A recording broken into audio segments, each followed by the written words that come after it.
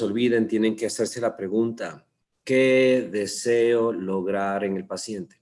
Así como para establecer, determinar el problema, tú te preguntas a qué tipo de paciente me estoy enfrentando. Eso es, insisto, responder de manera concreta 2 preguntas. ¿Cómo es mi paciente y qué tiene? O sea, el diagnóstico. Y recuerden que este proceso solamente se puede hacer una vez que has culminado toda la parte de clínica, toda la parte de anamnesis, examen físico, etcétera, etcétera, y has puesto un diagnóstico o impresión diagnóstica. Después de los objetivos vendría la verificación del tratamiento y luego hay que iniciar lo que sería la prescripción, etcétera. Con cada caso se irán practicando elementos diferentes, insisto también con esta idea. Pero la próxima semana, seguramente la próxima semana van a enfrentar un cuestionario de resolución de esos 2 primeros casos, ¿ok? Del otro paralelo me hacían una pregunta que vale la pena y me decían, pero ¿y cómo selecciono los fármacos si no están en el cuadro nacional de medicamentos? Y ni en la lista de medicamentos esenciales. Entonces yo le decía, a ver, espera. No estamos haciendo eso en clase. En clase estamos trabajando en base a lo que la evidencia científica nos dice que deberíamos hacer. Y esto es lo que tienen que entender también todos ustedes. Lo primero es mirar qué serían las mejores opciones. Después está el asunto, una vez que sabes esto, defines el cómo te comportas en tu entorno. Y entonces, si trabajas en una institución pública, no vas a poder prescribir Zolpidem, ni Saleplon, ni tampoco Sopiclona, porque no están dentro de los listados de medicamentos esenciales del Ecuador, medicamentos básicos del Ecuador, y ni tampoco en los de muchas aseguradoras, ¿sí? Y uno dice, pero es que entonces nada, a ver, es que pensemos, cuando uno mira la información, resulta que lo primero que te dicen es, debes utilizar medidas no farmacológicas, y entonces es muy obvio que no existe ningún hipnótico como Saleplon ni Zolpidem que sea considerado esencial tampoco por la Organización Mundial de la Salud. No lo es. Dice, ¿por qué no está? Porque no es ese el primer manejo de un insomnio. No sé si se entiende lo que estoy diciendo. Y luego, y es que entonces ahora sí necesito usar algo. Bueno, ¿y qué más tienes en tu arsenal? No, es que también tengo difenhidramina. Bueno, es que ese antihistamínico sí está buenas tardes, Alejandro. Ese sí está entre las opciones de un medicamento esencial y también de un medicamento básico. Es que yo quería usar Zolpidem, pero si trabajas en el Eugenio Espejo, si lo prescribes no va a haber en farmacia. Y entonces vas a otra opción, pero se dan cuenta cómo el criterio de disponibilidad del medicamento no es el que condiciona el proceso de selección, sino que conociendo tú los fármacos de primera intención, después puedes mirar cómo te defiendes con tu entorno. Después lo haces, ¿ok? Entonces, no es como ayer alguien me decía en otro paralelo, es que si es que estoy en consulta privada, entonces mando una cuestión y en pública mando otra. No, porque de pronto en la pública también hay el fármaco. Y de pronto en la privada, aunque hay el fármaco, tal vez no lo tienes que usar. No es ese el criterio, no es el pensamiento donde trabajo. El pensamiento es qué es lo correcto, qué es lo que tengo que hacer, cuáles son las mejores opciones para este paciente que deberé utilizar. Y después miras tu entorno, qué tienes para tu entorno. Esto es lo mismo en práctica clínica. A ustedes los neumólogos les van a coger y les van a decir, la neumonía se diagnostica con los siguientes criterios y existen criterios de saturación de oxígeno, existen criterios tomográficos, existen criterios de radiografía, un montón. Vas a poder usar esos cuando estés después atendiendo a nivel de atención primaria en tu consultorio, aunque tu consultorio quede metido en la mitad de la ciudad de Quito.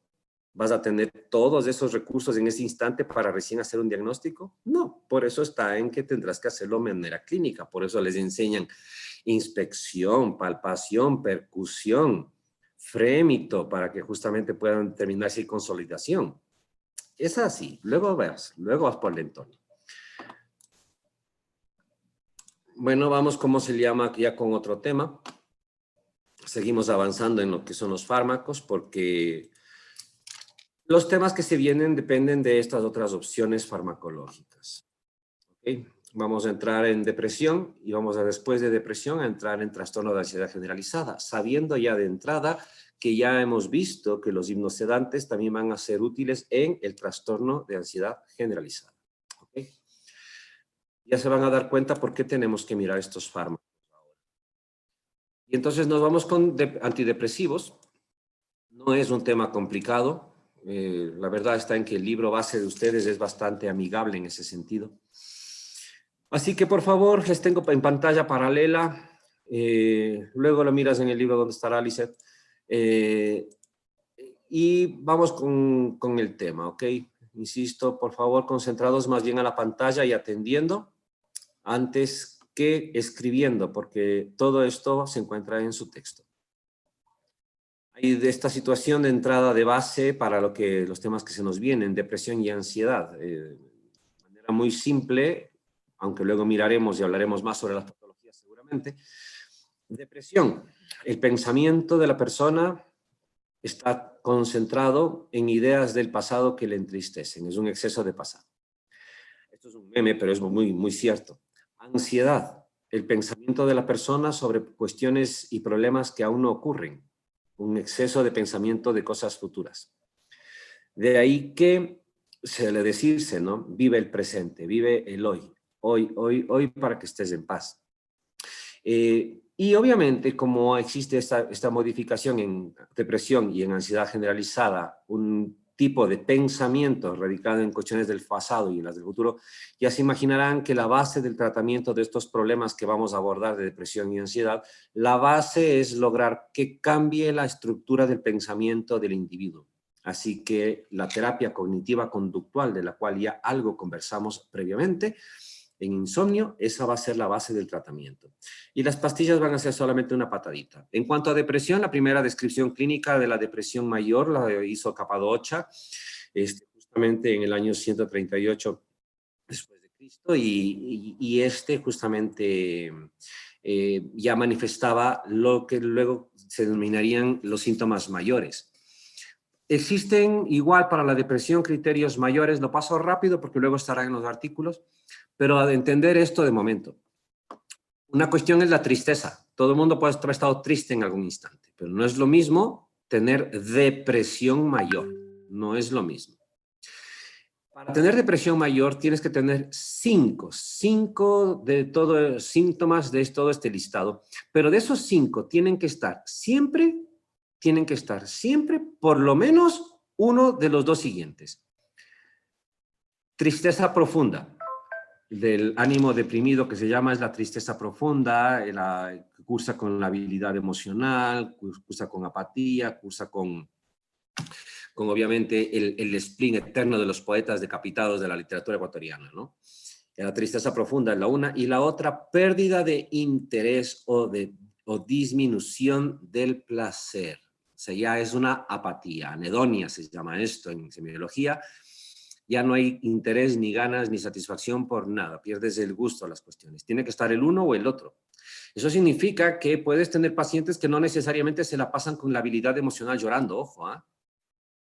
No necesariamente tienen la habilidad emocional, pero simplemente ya no tienen ningún interés en las actividades que antes podían disfrutar, incluyendo, como se llama, incluso las recreacionales o lo que sea.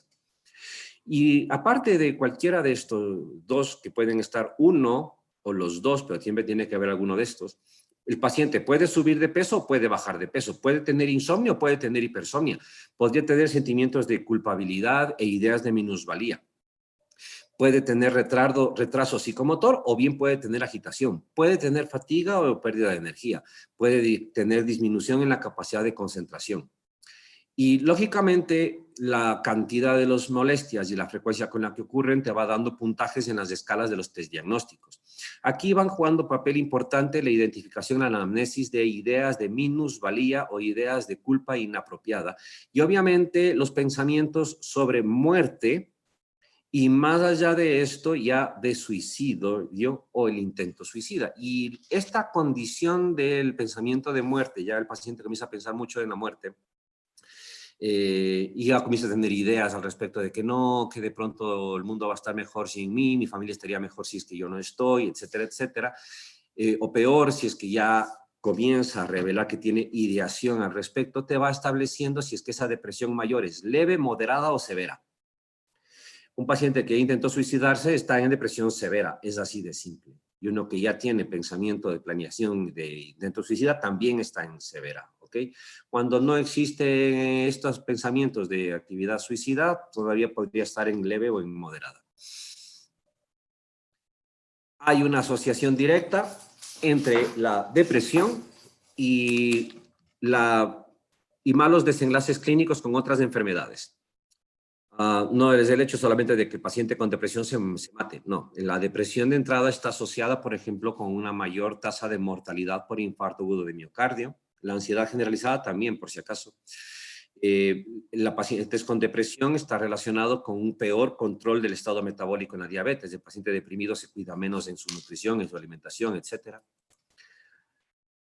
Y obviamente es un problema, ¿no? de salud pública la depresión, afecta a todos los grupos etarios. Insisto, ya después habrá lecturas al respecto sobre depresión. Sigamos con lo que parte de los fármacos. La depresión, el trastorno del estado de ánimo, aunque es un proceso cognitivo, depende de redes neuronales funcionales correctamente activas, que tienen que ver justamente con la modulación hacia un estado más bien más activo, más vívido. En otras palabras, los neurotransmisores juegan un papel, y aquí es en donde surgieron las teorías de las aminas biogénicas. Las aminas biogénicas, recuerden, son catecolaminas, indolaminas, y entre las catecolaminas, por ejemplo, noradrenalina, entre las indolaminas, serotonina. Porque se había mirado que pacientes que tenían otros trastornos psiquiátricos, cuando tomaban fármacos que bien disminuían o bien aumentaban la disponibilidad de las aminas biogénicas, si las disminuían, pues los pacientes tenían empeoramientos en los cuadros de depresión, y cuando tomaban concurrentemente medicamentos que aumentaban las aminas, mejoraban el estado anímico. Entonces, de ahí, en los años 50 del siglo pasado, vino la teoría de las aminas biogénicas. Y desde entonces se comenzaron a formular medicamentos para el tratamiento de la depresión. Y obviamente actuando sobre las dos rutas principales, la una sobre las neuronas noradrenérgicas, especialmente la intención es dejar disponibles aminas biogénicas en la brecha sináptica, una de estas noradrenalina y la otra serotonina. Y aquí tener en cuenta que para poder dejar las aminas biogénicas en la brecha sináptica disponibles, hay un par de opciones. Para poder dejar aminas biogénicas en la brecha que sean disponibles, una de las posibilidades es inhibir las bombas de recaptura. Normalmente las aminas biogénicas, los neurotransmisores, insisto, noradrenalina, serotonina, que han sido liberados a la brecha sináptica, la intención del tratamiento es que aumente la cantidad aquí en la brecha. Para que aumente, una posibilidad es inhibir las bombas de recaptura de las mismas. Si no se recaptura, queda más monoamina en la brecha. La otra posibilidad principal es inhibir la metabolización. Recuerden que estas monoaminas como noradrenalina y la serotonina van a ser biotransformadas por la monoaminooxidasa, que oxida a las aminas biogénicas. Bueno, si tú inhibes a la enzima que las biotransforma, también va a aumentar la cantidad en la brecha sináptica de las monoaminas.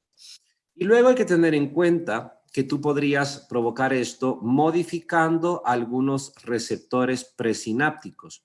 Estos receptores presinápticos que participan en regulaciones de retrocontrol negativo, si tú interfieres con estos, por ejemplo, obviamente no va a haber el retrocontrol negativo y más bien va a seguirse manteniendo la liberación de las aminas biogénicas. Consisten en esto los tres mecanismos principales.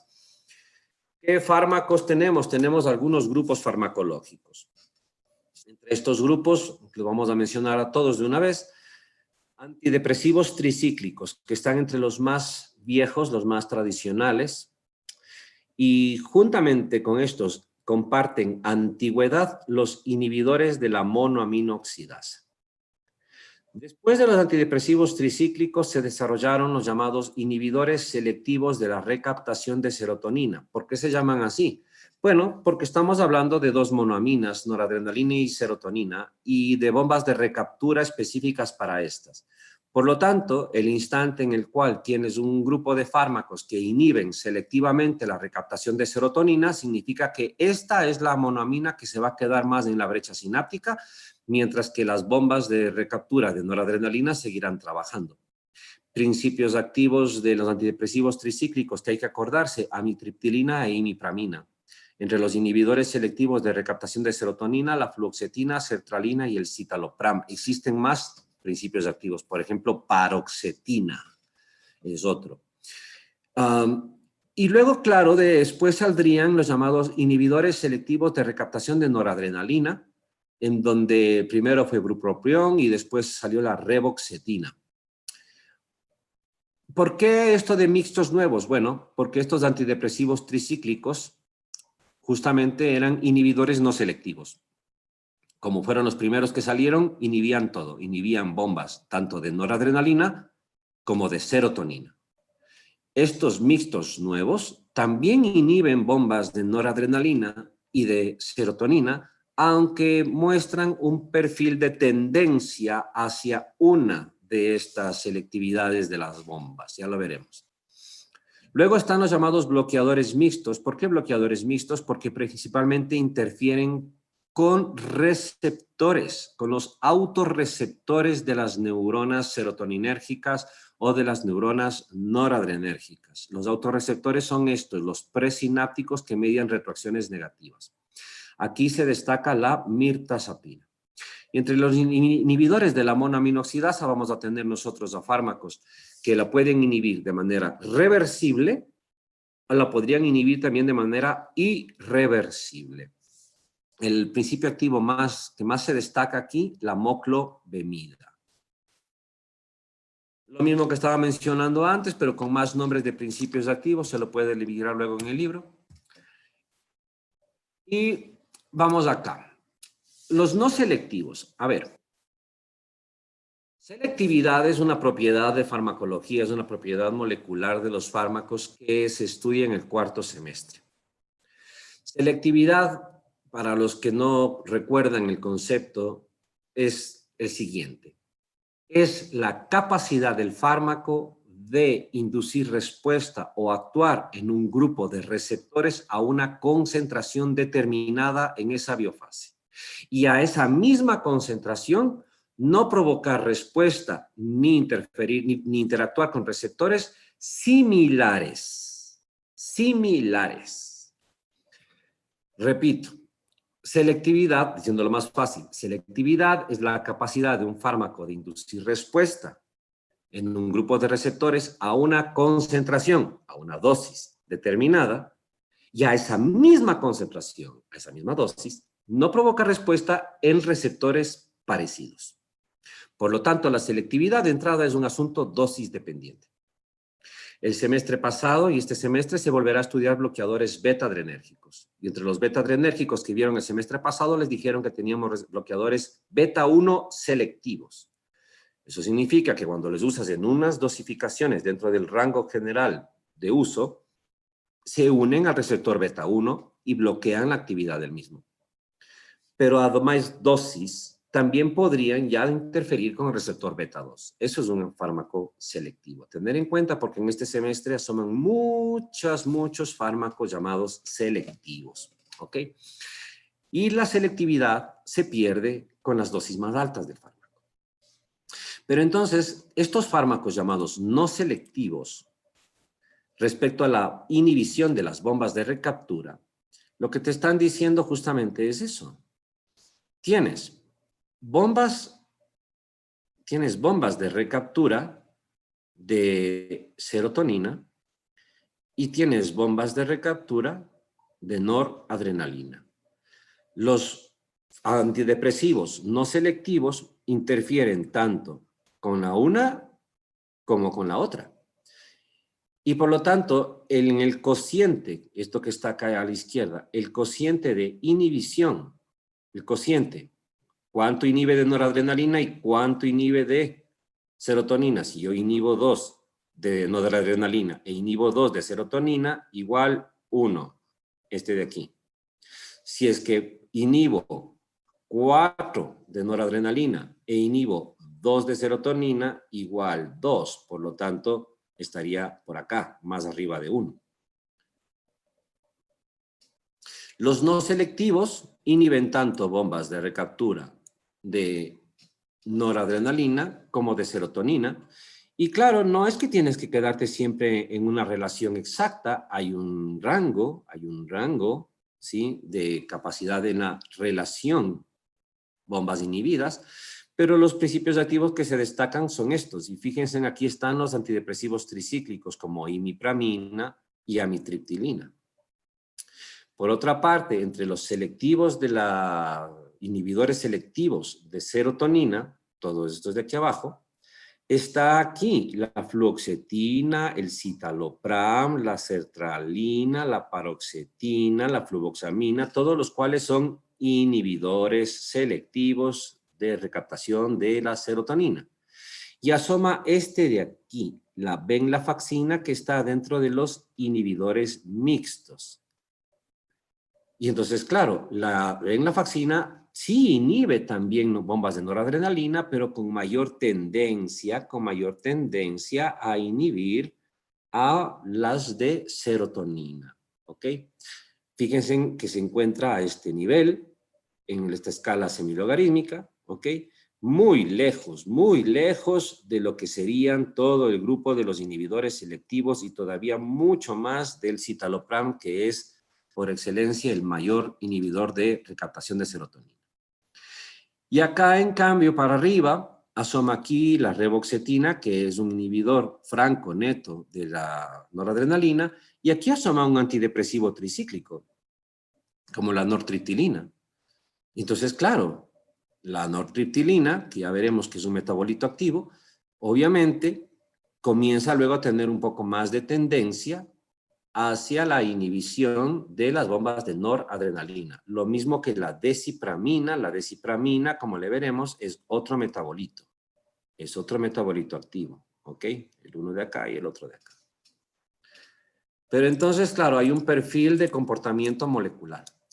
Y este perfil de comportamiento molecular es un condicionante de los efectos indeseados. Bueno, el efecto deseado ya se imaginarán. El efecto deseado es mejorar el estado de ánimo. Pero entre los efectos indeseados hay que tener en cuenta que va a haber 4 grupos principales de trastornos, aparte de todas las manifestaciones que pueden tener de por sí. Los efectos indeseados que tenemos que irnos acordando son algunos de estos. El primero, la capacidad de sedación.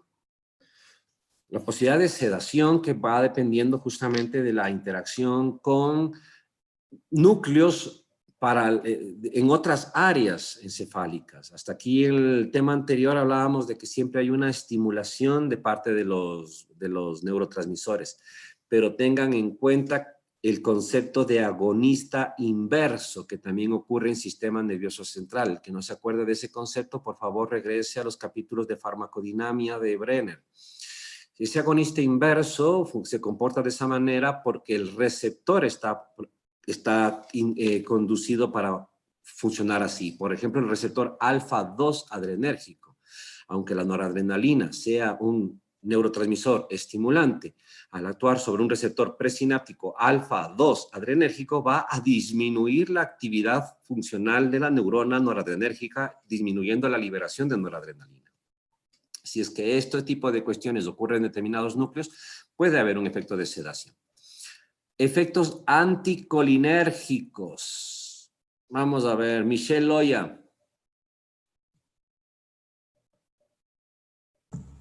Sí, doctor. Dame 5 efectos anticolinérgicos.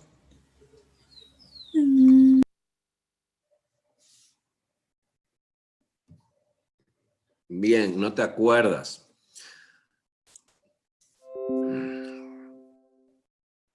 Vamos a ver, David Lanchimba. Sí, doctor. Dime 5 efectos anticolinérgicos. Sería la broncodilatación, el aumento de la frecuencia cardíaca, aumento del sudor, la vasoconstricción y aumento y reducción en la digestión. A ver, anda diciéndoles despacito y anda pensando en lo que le dices. Efectos anticolinérgicos. Broncodilatación, 1. ya, reducción en la digestión, ¿Qué es reducción en la o digestión? sea, reducen los movimientos peristálticos. Pero eso no es la reducción en la digestión, no es lo mismo. Entonces En tienes que el decir reducción o disminución del peristaltismo intestinal. peristaltismo Eso es intestinal. distinto. Ya. 2. Eh, Otro. Vasoconstricción, ¿sí? No es un efecto neto porque está condicionado por predominio del sistema adrenérgico. Dale, otro. El aumento del sudor Tampoco no es específico. y el aumento de la frecuencia cardíaca. Ajá, pero esos son efectos de la atropina. Yo lo que quiero son otros efectos anticolinérgicos también que existan. Por ejemplo, Esos son los que recuerdo, Doc. bueno, pero recordaste bastante bien, David. No está mal. Andrea Kumba, Sí, doctor. efectos anticolinérgicos. La midriasis, 1. la sequedad de la boca, Boca seca. Ese es uno de los que nunca pueden olvidarse de este. O sea, y David dijo, toditos los que salían directamente desde el sistema cardiovascular porque se acordaba de la atropina que sí la ha estudiado bien. Vale, bacán, David. Pero boca seca. Boca seca es uno de los más frecuentes. Otro. que se ponga más grave el glaucoma. Por ejemplo, que justamente aumente la presión intraocular porque se disminuye la salida del humor acuoso. Muy buen efecto indeseado, Andrea. Muy bueno. Muy poca gente se acuerda de este. ¿Algún otro? No, no. Por ejemplo, tienen que acordarse que las secreciones orgánicas principales dependen del estímulo de acetilcolina. Y ojo, verán chicos que hace como unas 2 semanas les avisé que tenían que venir repasando sistema colinérgico. Así que bueno, digamos que tienen sábado y domingo para volver a estudiar sistema colinérgico. Y recuerden también lo que ya avisé y anticipé. Tienen que llegar completamente filitos en fisiología cardiovascular renal a la unidad número 3. Tienen que llegar de manera excelente para que si yo pregunto cualquier parámetro fisiológico, me lo respondan. Verán que aviso con tiempo. Y fisiología respiratoria tienen que también ya ir recordando porque eso estamos a unas 3 semanas de ya estar en ese tema. Bien, para continuar con la clase voy a pedir que hagan en este instante desconexión y reconexión, por favor.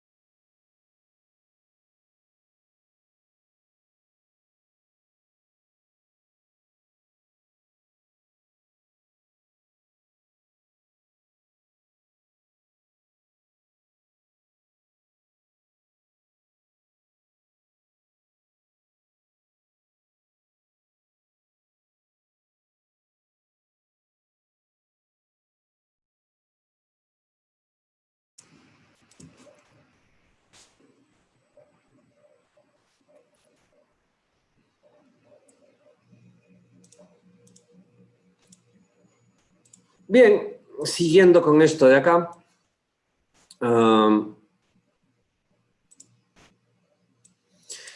Fíjense entonces que estamos hablando de algunos efectos, que podrían ser poco deseados en el paciente. La sedación, por ejemplo, es uno, pero hay que acordarse muchísimo de los efectos anticolinérgicos. Y obviamente, debido a este efecto anticolinérgico y debido a la sedación en núcleos centrales, es decir, del centro vasomotor, simultáneamente hay una tendencia importante para lo que es hipotensión ortostática. Y lógicamente también para trastornos en la conducción cardíaca. Y los primeros van a ser los antidepresivos tricíclicos. Y estos antidepresivos tricíclicos justamente son, por una parte, son bases débiles.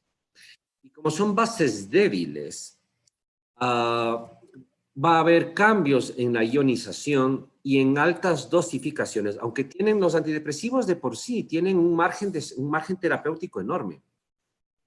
Los antidepresivos tricíclicos, yo creo que estaba revisando algo de estos.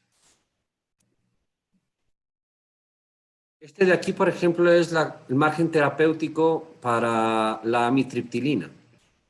O sea, tenemos acá la concentración mínima eficaz y por acá arriba la concentración máxima tolerada y es enorme, la ventana terapéutica es enorme, ¿no? Pero a pesar de esto, no se olviden que la única diferencia entre un fármaco y un veneno es la dosis.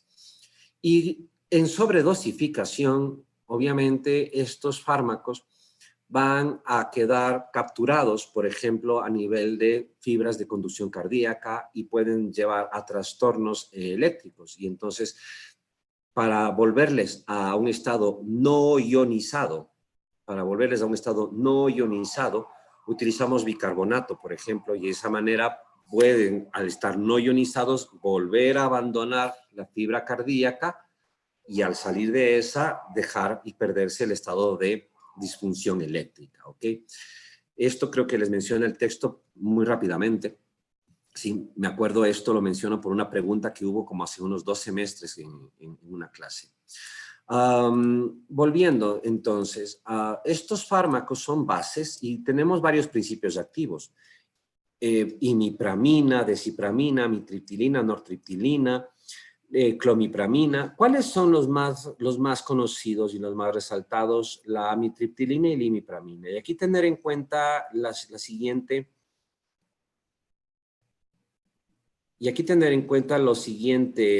variación. La molécula de imipramina es la que está aquí encima. Se llaman antidepresivos tricíclicos, porque si ustedes ven, tienen 1, 2, tiene 3 anillos. Por eso son tricíclicos.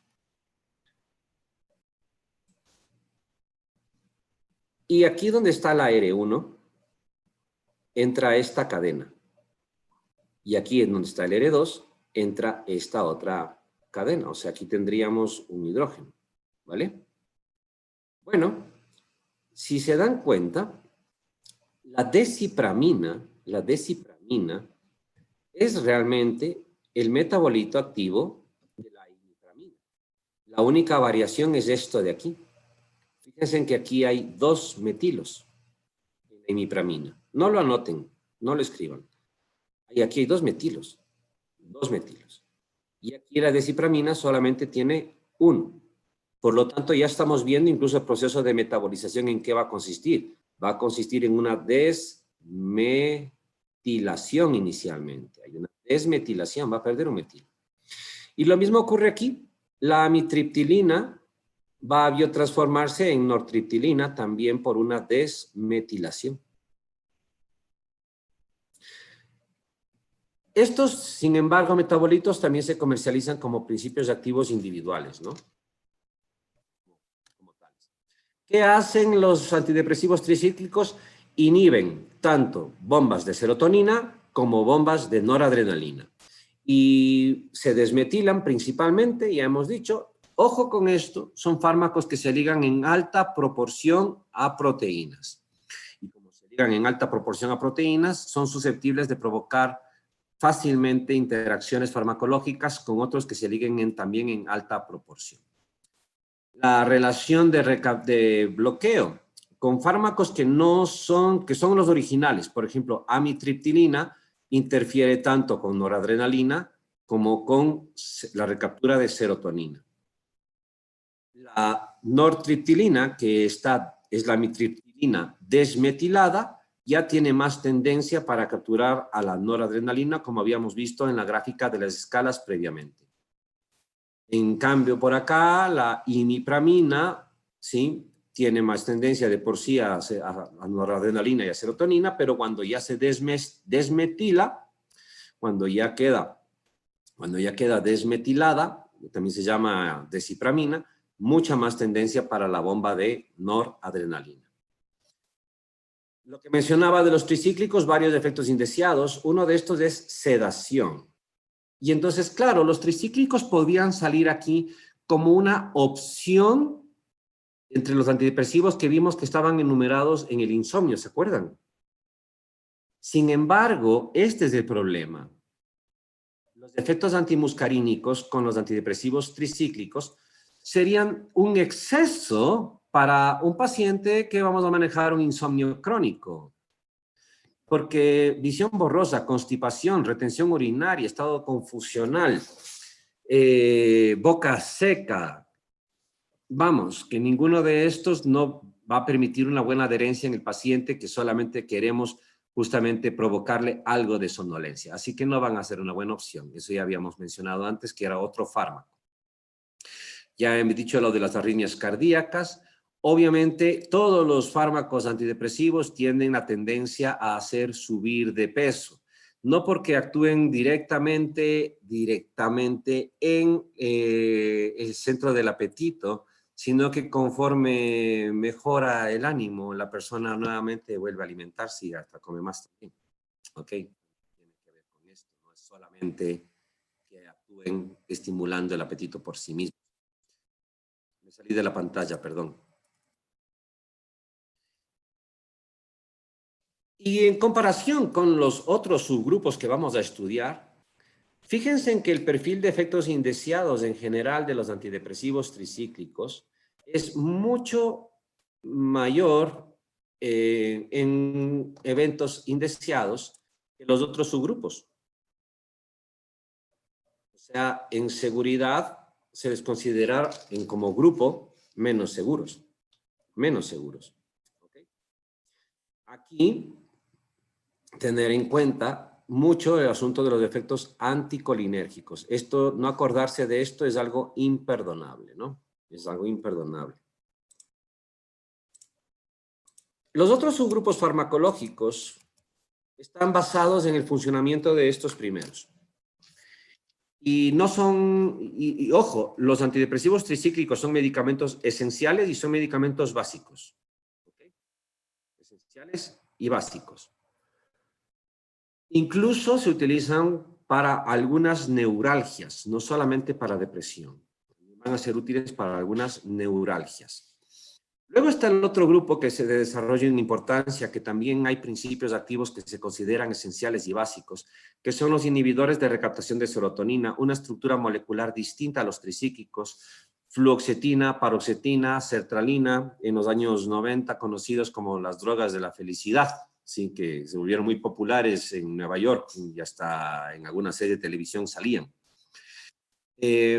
Estos hay que tener en cuenta que también se ligan muchísimo a proteínas plasmáticas y también sufren procesos de desmetilaciones principalmente, pero sus semividas plasmáticas, algunas terminan siendo bastante largas y eso permite las pautas de dosificación una sola vez diaria.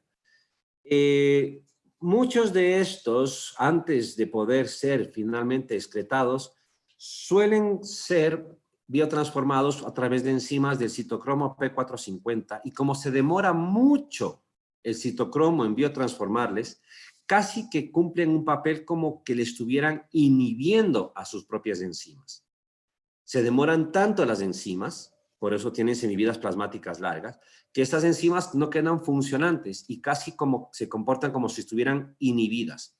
Y esto puede dar lugar a interacciones farmacológicas en medicamentos que también reciba el paciente, que se biotransformen exclusivamente por vía del citocromo, sobre todo la del 3A4.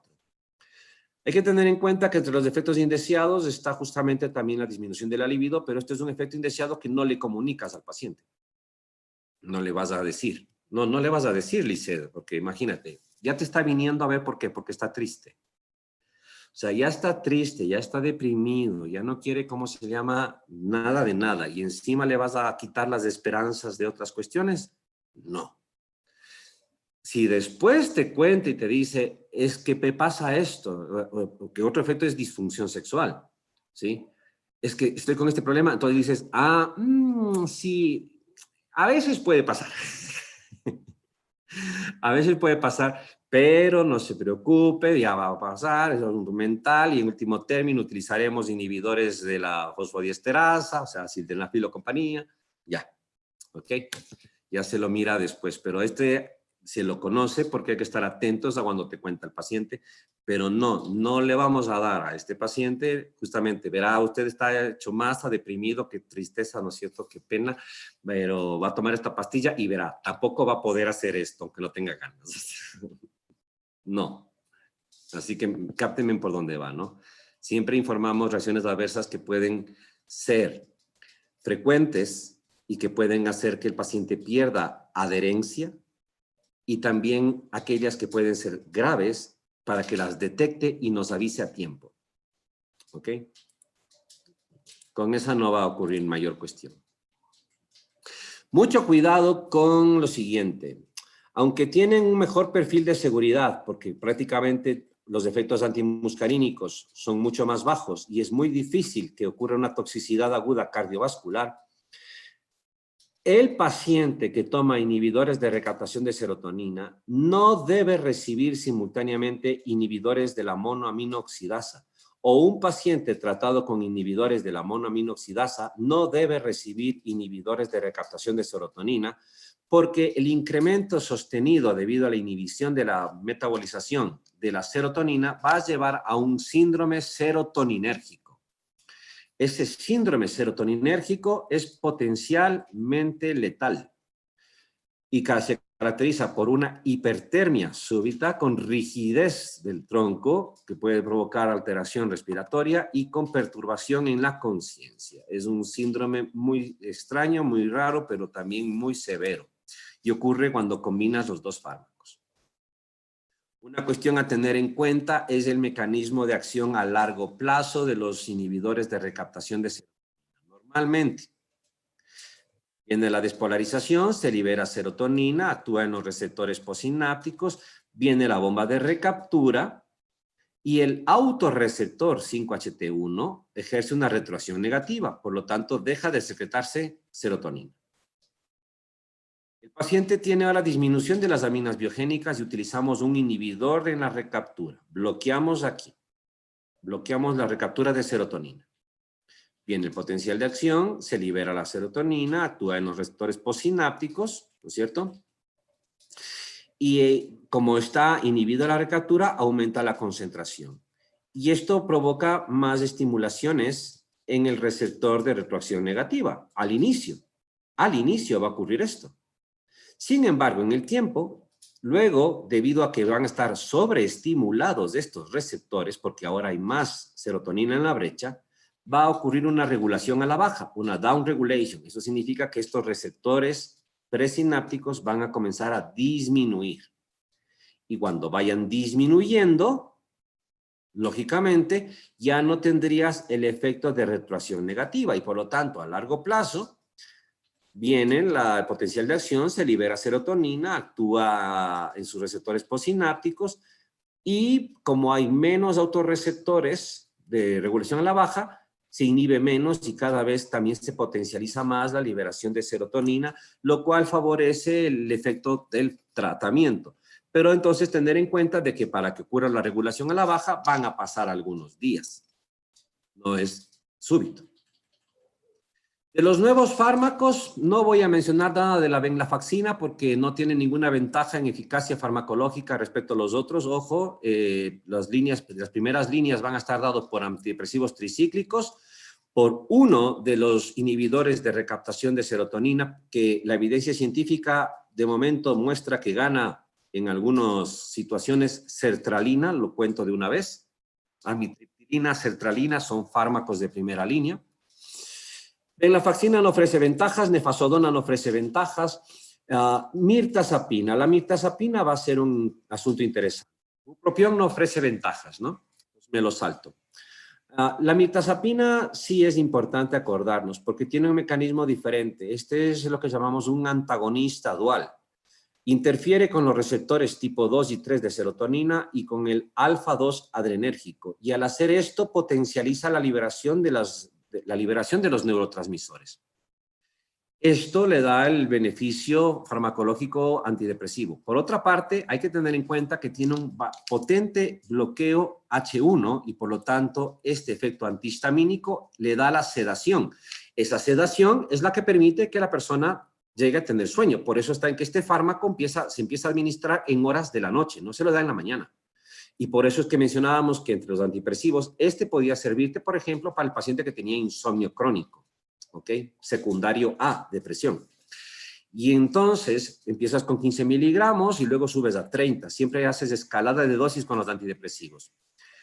Y de todos los antidepresivos es el que más hace subir de peso. Y esto lo vuelve muy interesante para adulto mayor, interesantemente lo hace interesante, perdón la redundancia, para adulto mayor. Adulto mayor con depresión no diagnosticada que se mantiene únicamente pegado a benzodiazepinas por un insomnio supuestamente crónico. Miras bien el adulto mayor, el abuelito, y no es que tiene insomnio simplemente, sino que era un insomnio secundario de depresión. ¿Por qué se deprime el adulto mayor? Por el efecto de nido vacío. Nido vacío, ¿qué significa? Ya no están los hijos, ya no están los nietos, ya están más grandes, ya ni siquiera les visitan. ¿Sí? Piensen en los abuelos, no se pasan llorando. Pero sin embargo, vas a verles y ya resulta que la abuela ya no hace los hobbies que hacía, el abuelo ya no hace tampoco sus hobbies, ya están cada vez más tristes, más botados, están con depresión, ¿ok? No duermen. Y encima necesitan la pastilla para dormir. Entonces, y han bajado de peso, porque ya no comen bien, porque ya no les da ganas cocinar. Y entonces, un fármaco interesante para ellos es la mirtazapina, porque en la noche, por ejemplo, les va a ayudar a dormir y puedes quitarles la benzodiazepina. Y encima le va a reestimular un poco apetito, ¿sí? Y le va a hacer subir un poco más de peso. Y entonces puede ser un fármaco interesante. Yesenia, ¿estás despierta o estás dormida? Sí, es fea ahora y es cansada, pero... No, sí estoy diciendo que estoy enferma. Cuidado, te das contra la pantalla como si fueras en el bus. Mirtazapina, entonces, es una opción importante.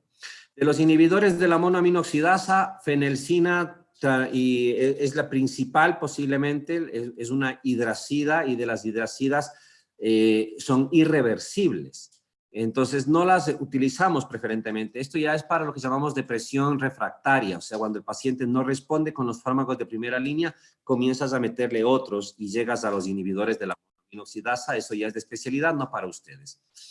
Pero de los reversibles, hay que tener en cuenta dos cuestiones. De los reversibles, la selegilina se lo prefiere para la enfermedad de Parkinson, mientras que la moclobemida, que sobre todo actúa sobre la monoaminoxidasa de tipo B, entonces esta es la que se prefiere para lo que es depresión. Moclobemida es un inhibidor de la monoaminoxidasa de tipo reversible, no es fármaco de primera intención de uso, también ya solamente de especialidad. Cuando comparamos los perfiles, por lo tanto, es obvio que los nuevos fármacos tienen menos efectos de sedación, efectos anticolinérgicos, hipotensión ortostática o conducción cardíaca. Y claro, esto llevará a una decisión. Si el paciente tiene depresión mayor moderada, porque si tiene depresión mayor leve, de pronto no necesita todavía el fármaco. Pero si tiene leve o moderada, leve que necesite fármaco, o tiene moderada, utilizar inhibidores de recaptación de serotonina o alguno de los de nueva generación puede ser útil para lograr el efecto farmacológico deseado con menos efectos indeseados. Y con menos efectos indeseados, el paciente se va a adherir más. Sin embargo, hay varios reportes también de que en población joven, mientras más joven es, estos fármacos dan peores resultados y la tasa de muerte por suicidio es mayor. Esto significa que hay mayor riesgo de falla terapéutica. Ergo, en depresión mayor severa, se prefiere, hay algunos trabajos, no todos, hay por ahí un par de trabajos, metaanálisis, que muestran que para desenlace de suicidio lo logran disminuir principalmente los antidepresivos tricíclicos. ¿A costo de qué? De efectos indeseados. Y entonces, en el paciente con depresión mayor severa, algunas escuelas dicen, oye, prefiero hablarle bien al paciente y que el paciente no se mate y que, aunque tenga mucho efecto indeseado, ¿sí?, a que me abandone el tratamiento. No sé si me explico. Entonces, dependiendo de cuál metaanálisis se ha utilizado en la guía de práctica clínica y la escuela que manejen los neurólogos o los psiquiatras, ustedes van a oír de que siempre va a estar inhibidor selectivo de recaptación de serotonina como fármaco de primera línea, o sí pueden toparse con esto. En depresión mayor severa, tricíclico, antes que el otro, por mayor eficacia clínica, aunque haya más efecto indeseado. Ojo que cuando estamos manejando depresión, no crean, señores, que es cuestión de mandar unas pastillas por una semana o por un mes. No. La duración más corta de tratamiento tiene que ser de 9 meses a 12 meses. El instante en el que ustedes creen que mandando unas pastillitas por unos días de antidepresivo la persona se va a alegrar, no funciona de esa manera. Y si es que se alegró y reaccionó y salió de la tristeza, señores, se equivocaron en el diagnóstico. No era depresión mayor, era simplemente depresión reactiva, funcional. Y cuando se superó el problema, se superó la tristeza. El paciente con depresión se demora en obtener una respuesta ya estando con el fármaco en tratamiento estable. Te demoras 2 semanas en tratamiento estable para disminuir los síntomas menores. ¿Qué son los menores? Que la concentración, que el apetito, que el sueño. Y te demoras 4 semanas en los síntomas mayores, la tristeza profunda, el desinterés. Y esto es fundamental avisarle al paciente, porque el paciente puede salir de la consulta con la idea de que le mandaste unas pastillas y al día siguiente o en pocos días va a estar feliz. No, no es así. Hasta 4 semanas para llegar a tener el efecto farmacológico en síntomas mayores. Y la depresión sufre recaídas, y por eso es que la terapia se mantiene de manera continua durante 9 meses a 12 meses mínimo, por favor. De lo contrario, la recurrencia es más temprana en el paciente. Y ojo, que la base del tratamiento, ya dije, va a ser la terapia cognitiva conductual, la terapia psicológica. La pastilla solamente es una ayuda extra.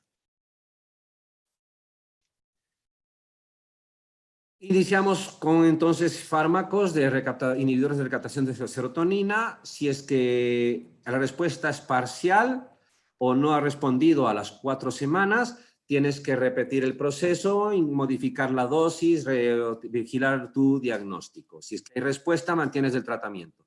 Si la respuesta es incorrecta, comienzas a hacer algunas cuestiones, incluso si es que ya no es, si no es ni siquiera parcial. ¿Okay? Si es que es incorrecta completamente, ya comienzas a pensar en cambiar de antidepresivo o vas añadiendo, si es que es por una depresión a su vez asociada a otra psicopatología, añadiendo otros fármacos como litio, por ejemplo, si es que se fuera un trastorno bipolar, o ya combinando clases farmacológicas. Esto de aquí para acá ya es de especialidad de psiquiatría. Todo lo de arriba todavía puede ser de ustedes como médicos de atención primaria. Porque si es que se van a hacer solamente referidores cuando tengan la licencia, va a ser bien triste y un desperdicio que sean luego médicos rurales tengan un paciente con depresión y ustedes cojan y digan, ah, depresión, al psiquiatra o al neurólogo. Cojan nomás entonces el camión para que salga de Achupallas a la UCI y luego de la UCI a Riobamba para que coja turno en el hospital provincial. Si van a hacer eso, no sé para qué están en escuela de medicina. La mayoría de las patologías son de atención primaria, por eso es que se les enseña diabetes, hipertensión arterial, trastornos psicoafectivos, etcétera, etcétera, etcétera. ¿Estamos claros? Bien, se acabó antidepresivos. A estudiar, por lo tanto, ya ese capítulo de farmacología básica del libro, porque habiendo visto ya estas dos cositas, ya podemos entrar directamente entonces en tratamiento de la depresión y de la ansiedad generalizada, porque vamos a usar entonces ahora sí tanto hipnosedantes como antidepresivos, porque los antidepresivos a la larga son moduladores del estado de ánimo, porque van a modificar la cantidad de las aminas biogénicas. Pero recuerden que no son las pastillas las que van a provocar el cambio más sustancial, sino la reestructuración del pensamiento. ¿Estamos claros? ¿Se entendió? Les veo la próxima semana, seguramente el lunes. Una buena tarde. Hasta luego, doctor. Gracias, Doc. Gracias. Gracias. Hasta luego, doctor. Hasta luego, chicos. Hasta luego, gracias.